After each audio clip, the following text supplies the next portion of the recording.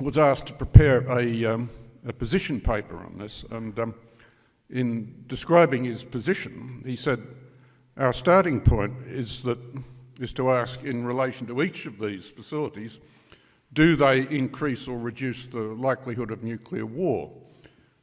Do they improve or degrade the chances of verifiable arms control agreements between the major powers? And he said that, you know, we need to look at each of them in that light and not treat them all as a totality. And so he said that, and then somebody hopped up and said, somebody very prominent, whose name I won't mention, but was a former president of the New South Wales Legislative Council, hopped up and said, well, hang on, you know, this idea that you look at each facility from the point of view of whether they affect the chances of nuclear war, arms control agreements, etc. Sorry, that's not a left position, that's a centre-left position.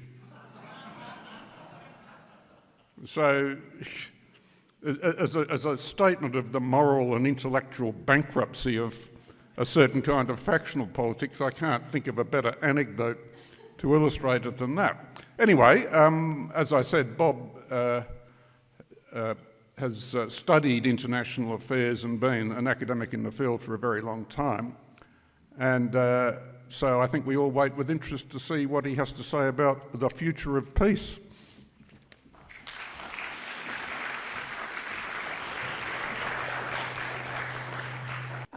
Thank you, Peter, for that introduction and for reminding me of embarrassing moments in the past. But thank you all for coming up here on this not so sunny afternoon. Most of you live up here, I suppose, and you're used to it, but I'm certainly not, and it's something of a shock. Look, let me commence the presentation by saying that we live in the most peaceful era in human history. Now, normally when I say that, there are gasps of disbelief all around the audience. And in a way, I can understand why that is the case. Because after all, we are surrounded by images and talk of war. The tragedy of Syria, of course, is a case in point. We're reminded of that tragedy every day. And there seems to be a sense in which war makes for better television. It's a specific event. It generates tangible images. We notice, I think, that it's just a better image, and it comes across in the media than the more abstract and subtle process of peace. But I repeat what I said about living in a peaceful era.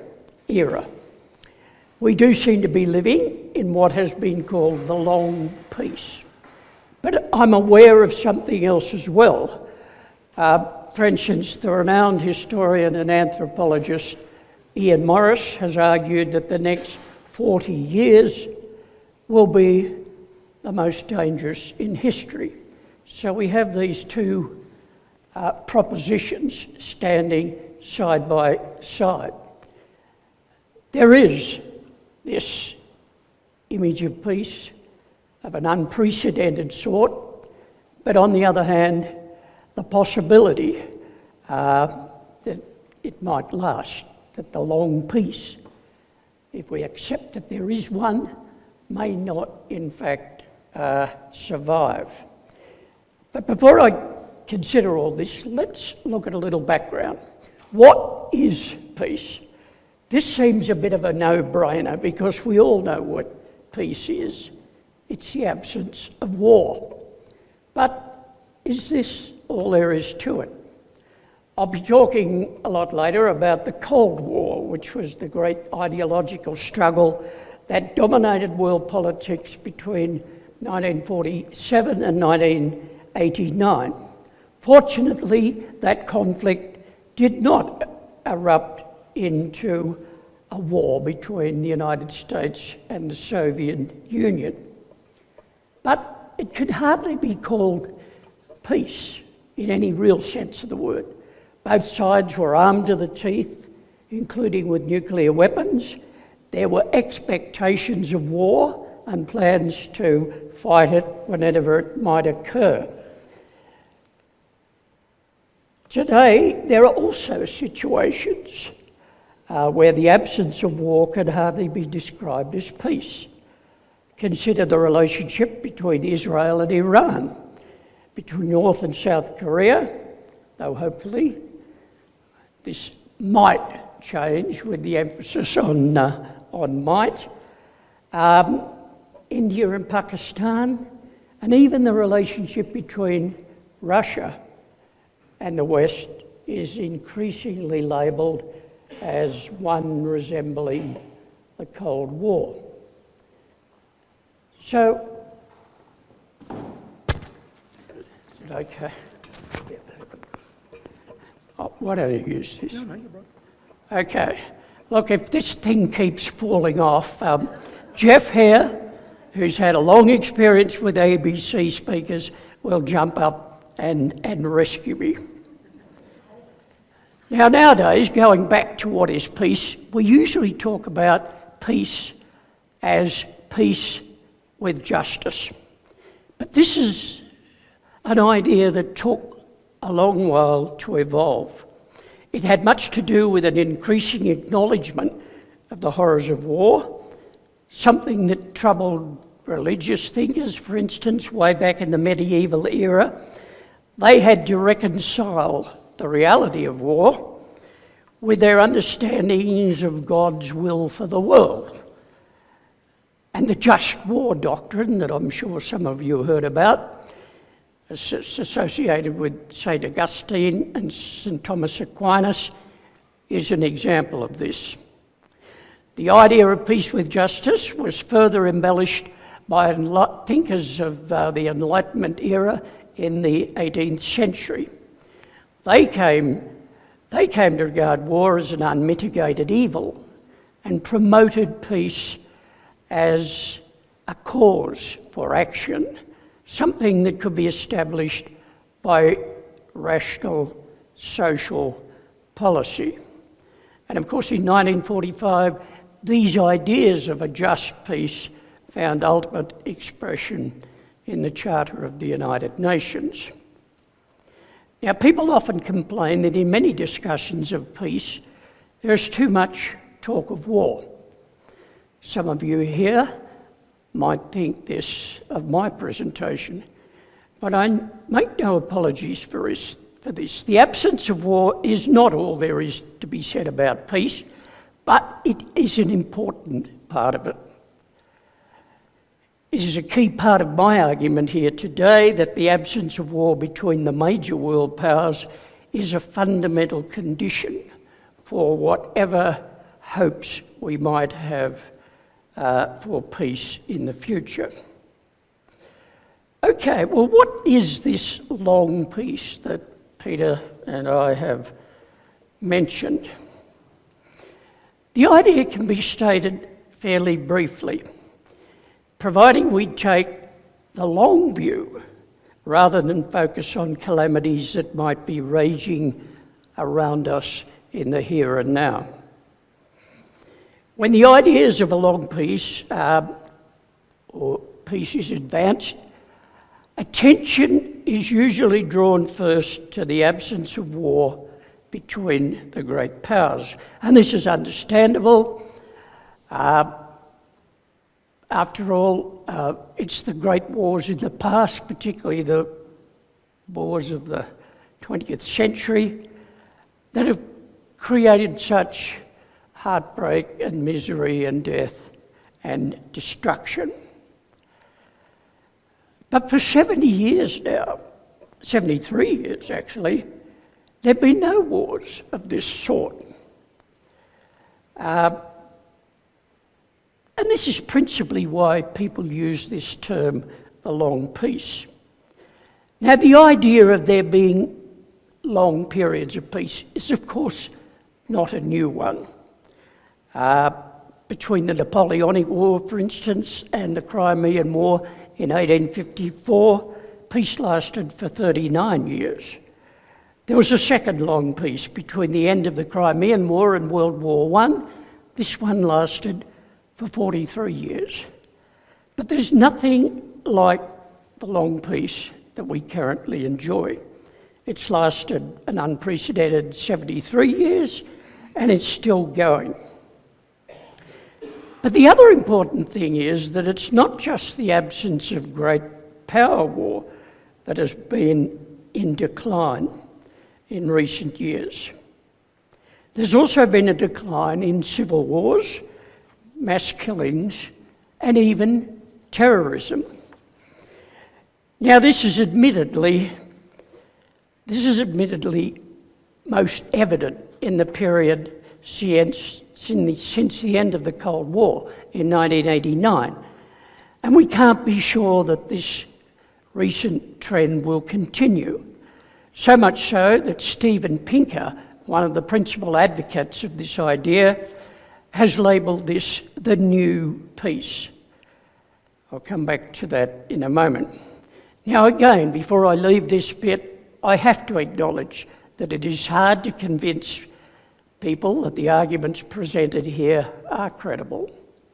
But the trends I've cited are in fact real, and are a reminder perhaps that amidst all the doom and gloom, there are grounds for thinking that we might have been able to get some things right at least. Okay, now how do we explain all this? Now, volumes have been written on this, and I wouldn't have the time today to summarise all of it. I've had to pick out what I think are a few salient features of the attempt to describe and explain, the long peace. First of all, there's the idea that some mix of the market and democracy, which has become something of a mantra among those seeking explanations, has to be taken into account. At the end of the Cold War, the idea that I'm talking about here, this mix of democracy and the market, was famously articulated by the American political scientist Francis Fukuyama. He argued that history had now ended, meaning that the West had won the great ideological struggle of the modern era. The ideas of liberal democracy and free markets had finally triumphed over the authoritarian alternatives and would be embraced globally. This, Fukuyama argued, would heighten the prospects for prosperity and for peace everywhere. Now, this idea is also not a new one. The idea that commerce encourages peace is certainly not a new one.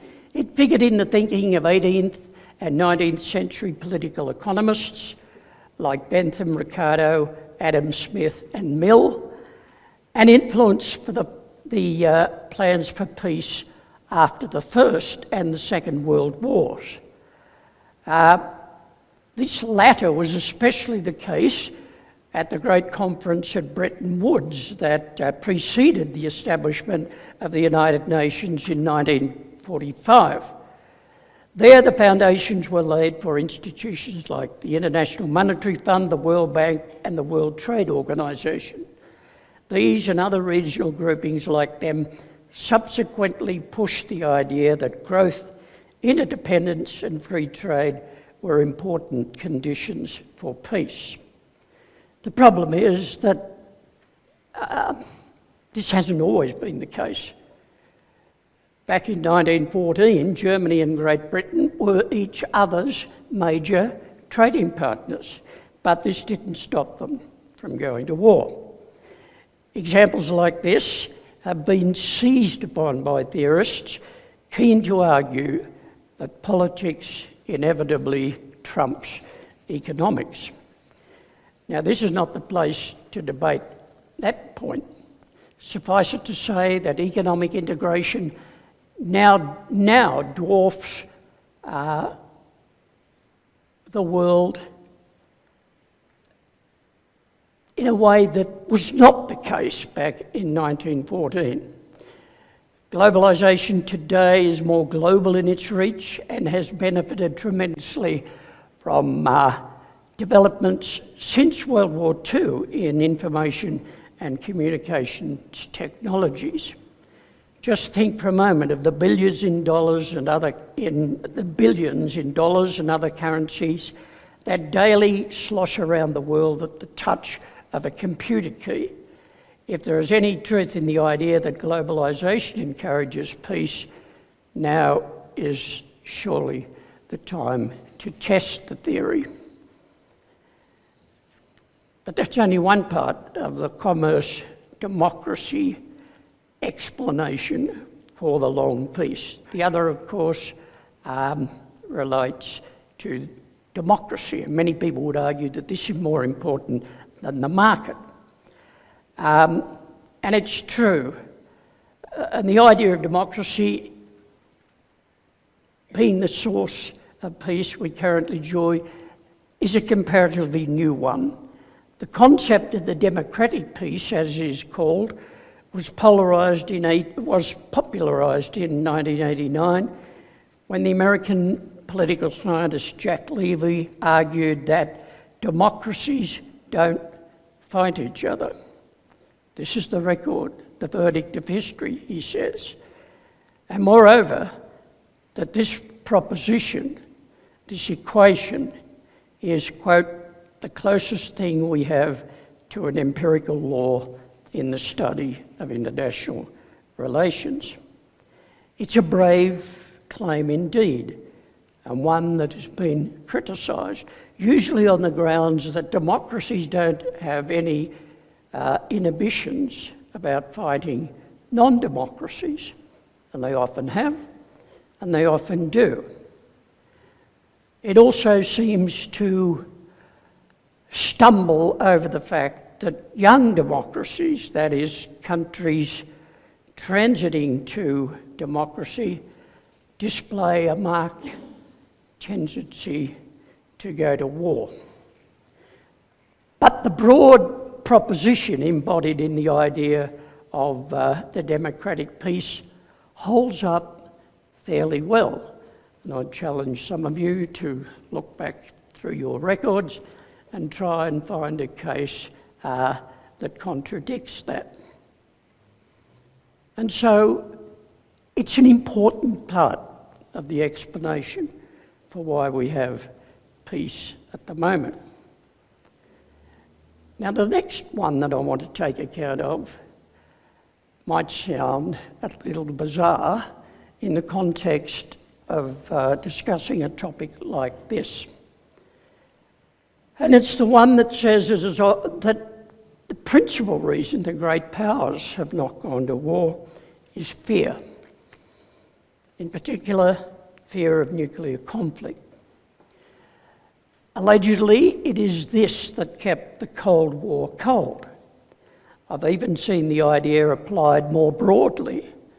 It's been noted, for instance, that after independence, India and Pakistan fought 3 terrible wars, but there's been none between them since they each acquired nuclear weapons.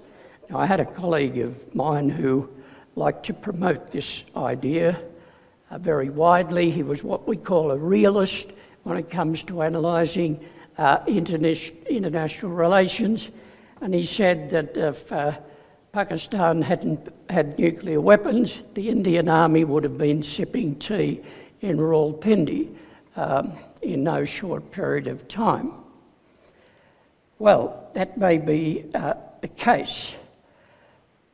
But let's stick to the Cold War issue for a moment.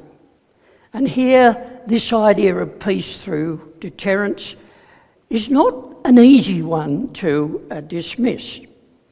After all, if we compare the situations in 1914, when the great powers did go to war, with that in 1962, in the Cuban Missile Crisis, when they did not, the one unambiguous difference is the existence of nuclear weapons at the time of the second crisis. Would decision makers in 1914 have been as reckless as they appear to have been had nuclear weapons been around at that time? Now, some people take off on flights of fancy when they're appraised of concepts like this.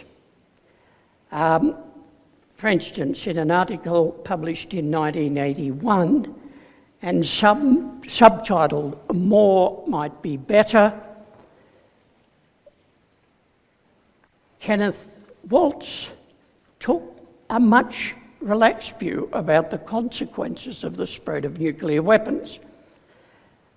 And I think "The More Might Be Better" in the subtitle of the article tells it all. But we needn't go this far. Suffice it to say that because nuclear weapons are uniquely destructive, they must inevitably induce caution in the minds of policymakers.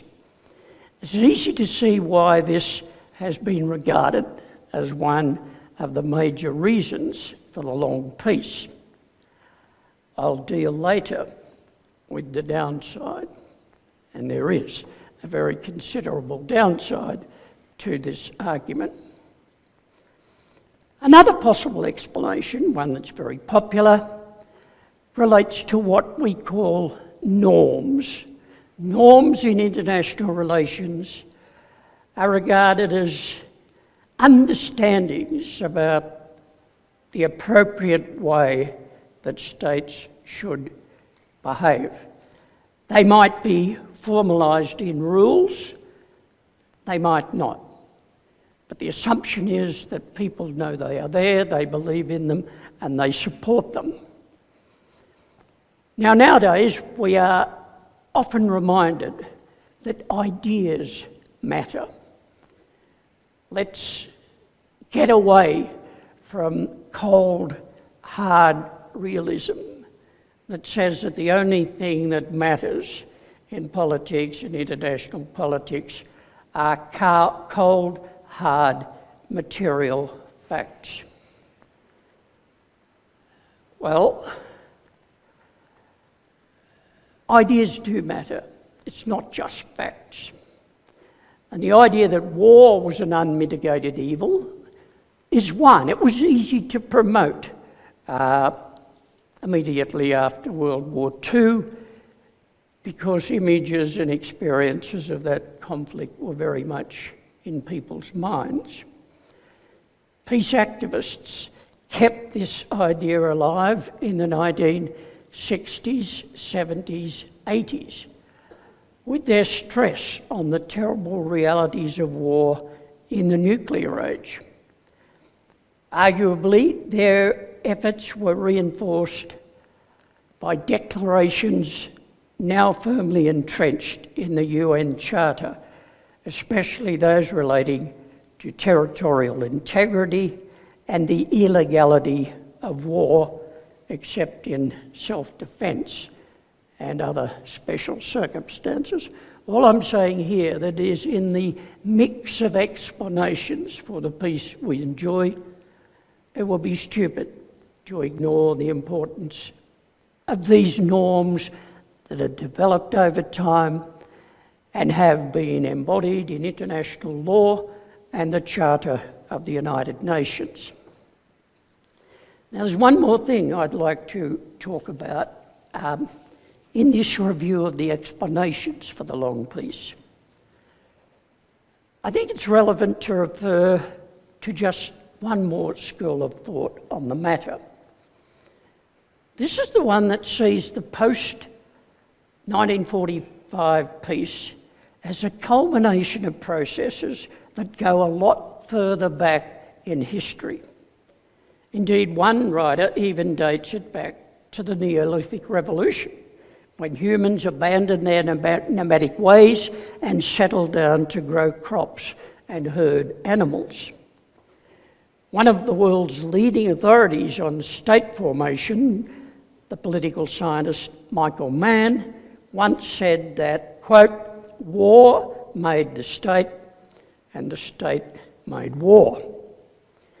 Later, Ian Morris, who I referred to earlier, turned this idea on its head by arguing, quote, that war made the state, but the state made peace.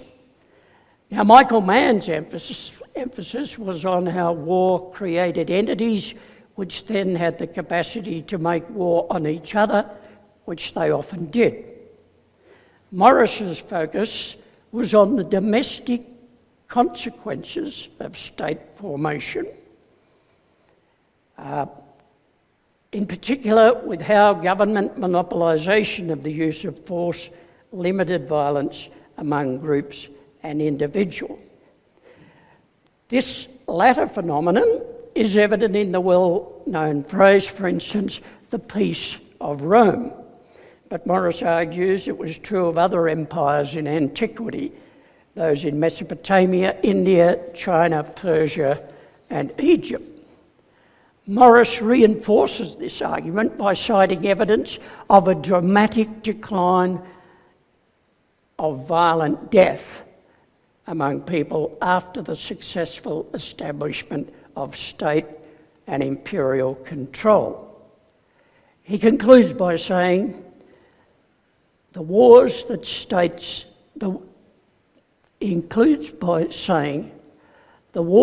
made states were productive in the sense that they eventually created entities that were capable of making peace among themselves.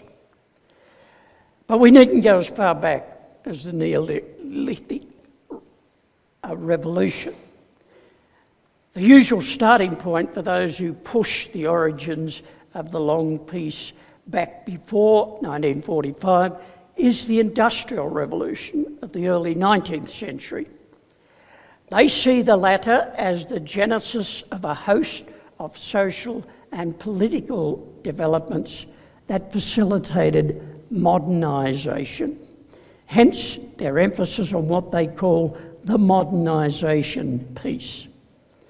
They argue that the other alleged causes of the long peace, such as markets, democracy, norms, are in some sense subsumed in the processes of modernisation and the modernisation piece. They make the telling observation that there were two long peaces in the 19th century, admittedly not as long as the post-1945 peace, but these were before nuclear weapons were even thought of. So that sort of deals a bit of a blow to the nuclear peace idea. Okay, so we've looked at what people have said the long peace is. And we've looked at some of the explanations, but of course that's only part of the reason for you coming here today. According to the flyer, this is about the future of peace. So what of the future? First consideration I want to look at is this. When Francis Fukuyama talked about the end of history in 1992, there seemed to be little reason to question the durability of globalisation, or to doubt that the future looked good for democracy. After all, that was what he was talking about. He said one side won the Cold War, one side lost. The side that won embraced the ideas of democracy and the free market, and that because these ideas were so successful, they will spread around the world and be embraced by countries everywhere. And to some extent, he was right. There was a massive expansion of both the market and democracy after the end of the Cold War. But the current and likely future trends now suggest otherwise. I think it's highly appropriate that I'm giving this talk this week, because during the last 7 or 8 days we've had unfolding 2 events which I think are of tremendous significance for what I'm talking about. One is the further deterioration of the European Union, and the other, of course, is President Trump's decision to slap massive tariffs on imports of steel and aluminium from Canada, Europe, and Mexico. Both of those ideas relate very closely to what I've just been talking about. If the market is good for peace, where is the market going? Might we not retreat right back to the problem of the 1920s and the 1930s, if we know where that led? And of course, the imposition of tariffs is not the only problem about what happened last week. But let me go on, I'll come back to the moment. There is a growing preference worldwide now for bilateral rather than multilateral trading arrangements. And they've been reinforced by the failure of the Doha round, as it's called. The World Trade Organization organises periodic conferences to further push the idea of free trade. The Doha round is the current one, but it's in abeyance. There's complete and utter disagreement among the major players in the global market about how to move forward. I think what Trump and others are coming to realise is that there is truth in the old saying that all politics is local. After all, you don't have to look far to see the local element behind Brexit, behind what Trump is doing, and behind what is happening in Italy. But the key point for our purposes is that current trends in global trade are working to undermine the idea of a commercial peace. And the problems don't stop there. If the market encourages democracy and democracy is good for peace, we have reasons to be concerned. The transition to the market hasn't always produced democracy. China is the most dramatic and significant example of this at the moment. But this is not all. What we are seeing as well is the emergence of a new phenomenon, the authoritarian capitalist state, for want of a better way of describing it. China and Russia are the best examples, but there are others like Iran, Turkey, Egypt, and Saudi Arabia. These are countries that are doing well by using the free market, by exploiting the capitalist system, but it doesn't seem to be making them any more democratic. And this constitutes a problem, as I say, for the market stroke democratic peace explanation for the long peace. Now let me return to the point I was making earlier. In the concluding part of this part of my presentation, it's obviously significant to mention the significance of what's happening in Europe. The European experiment, as it's been called, has been regarded as an exemplar of the democracy, markets, peace idea. After all, this is a region that was war-torn for centuries, but since 1945 has been arguably the most peaceful part of the world. Some commentators, of course, predicted that this wouldn't last, that once the need for unity to face down the Soviet threat had passed, the states of Europe would fall back into their old quarrelsome ways. But the Cold War ended 28 years ago. The EU remains, but will this continue to be the case? Just a few years ago, it would have been unthinkable for people to even ask this question, but they are doing so now. Brexit was a clear sign of dissatisfaction, but there were others as well, such as the strong showings by Eurosceptics in elections to the European Parliament over recent years. And of course now there is Italy.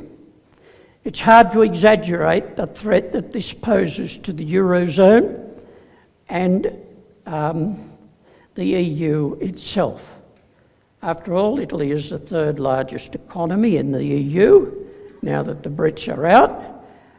It's a member of the Eurozone, and most importantly, I think, it was a foundation member of the European Economic Community way back in 1957. And the European Economic Community, of course, was the foundation for what later became the European Union. What the recent elections in Italy indicate is that there is now a sizable number of Italian voters, sufficiently large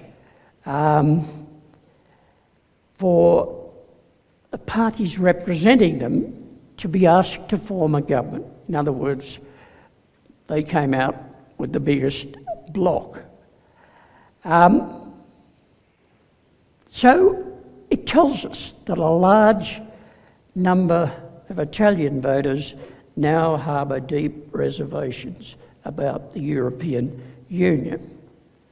Now, if you believe in models like the European Union as a good way of pursuing peace and as proof that peace can be established among states that have had centuries of war between them, well then this is a very depressing thought indeed.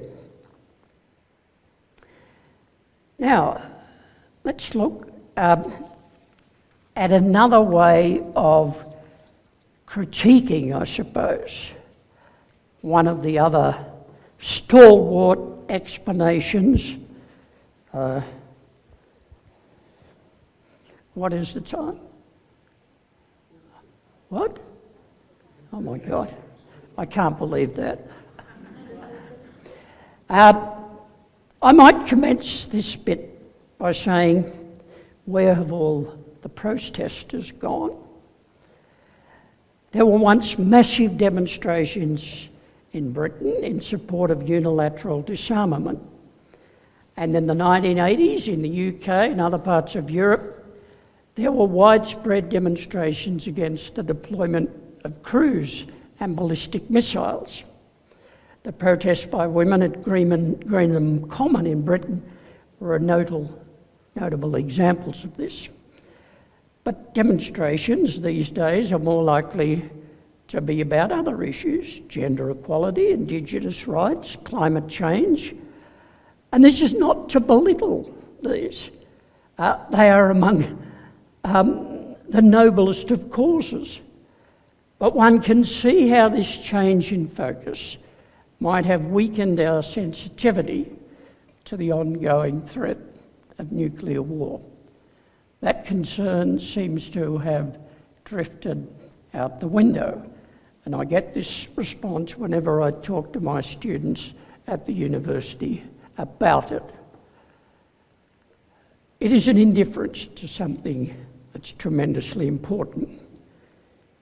But I don't want to put all of the blame all of the substance of my criticism of the nuclear peace idea on the protesters.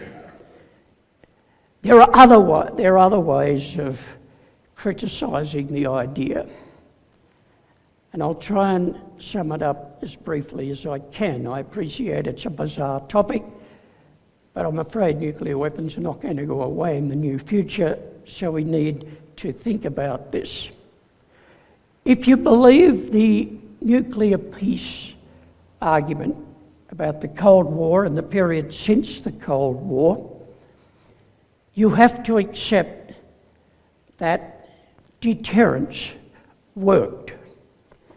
In other words, forget whether either Washington or Moscow wanted to go to war. The fact is, neither of them could take that step without or in absence of the knowledge that in response they would be destroyed. This was because of two things. You could never attack the other side in a surprise assault and knock out all of its weapons. This was because you simply couldn't find them and your strike forces were not sufficiently accurate. And the other part of it, the equation, is that any that might escape and be thrown back at you could not be protected against, because there was no effective way of protecting yourself against nuclear attack. In the United States, one administration after another sought congressional approval to spend money on civil defence, and inevitably it was knocked back on the grounds that that's just a waste of money and a waste of time. Okay, it's all nice and theoretical.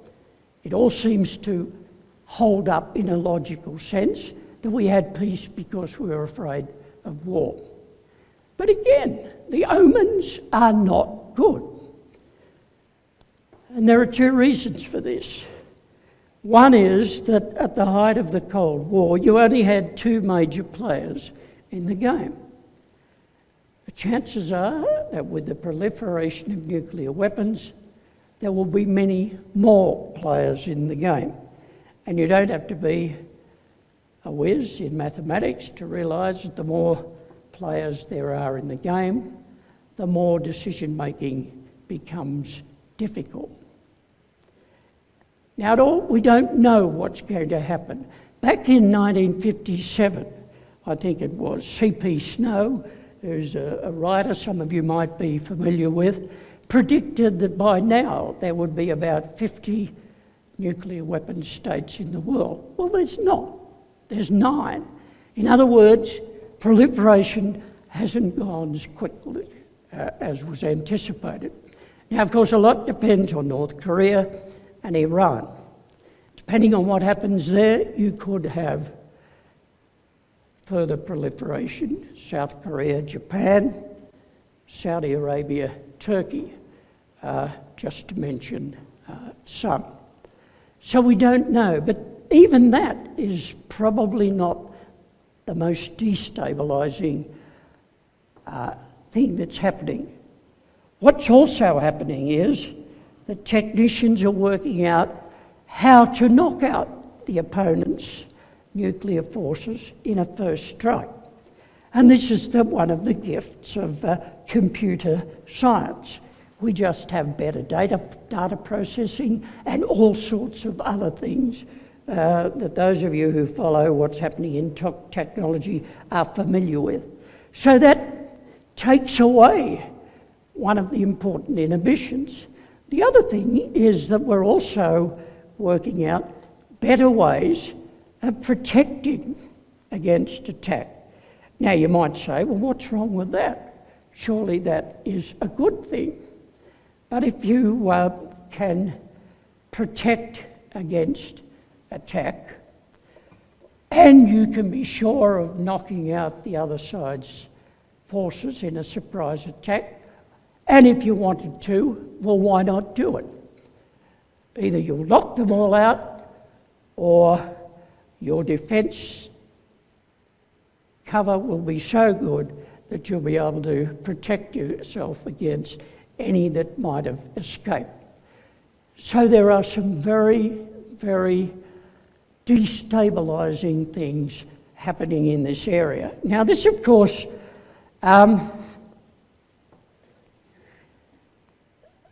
this idea that we are approaching a point where a state might be able to attack and get away with it is alarming. And it's only reinforced the feelings that people have that nuclear weapons should be gotten rid of anyway on moral grounds. It seems a contradiction of monstrous proportions to say that you're going to base peace on the existence of nuclear weapons. And so many people see only one way out of this, and that is to simply rid the world of nuclear weapons. And this is a big issue at the moment. It's always been there to some extent, but interestingly enough, it was given a boost by an initiative of none other than Henry Kissinger, George Shultz, Alan Nunn, and Alan Perry. These people were all key players in American decision-making in important parts of the Cold War. But they've come to the conclusion that there's only one way out, and you've got to rid the world of nuclear weapons. This reminds me that we've been down this track once before. At Reykjavik in 1986, Mikhail Gorbachev and Ronald Reagan met to talk about this. And in private, between themselves, perhaps with their interpreters, they negotiated away or came up with plans to negotiate away all of their nuclear weapons.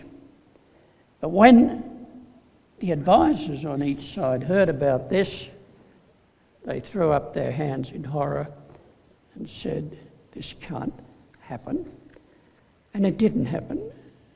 But hopefully, and maybe it will happen, but it won't be easy.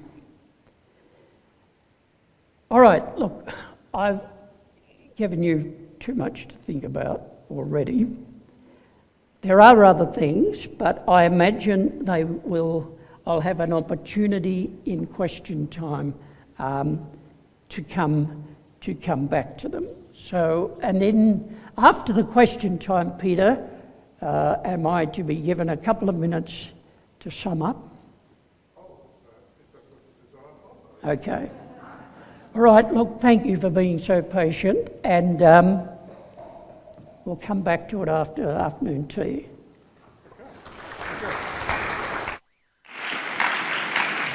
So, as per usual, we'll take a short break and then resume for Q&A.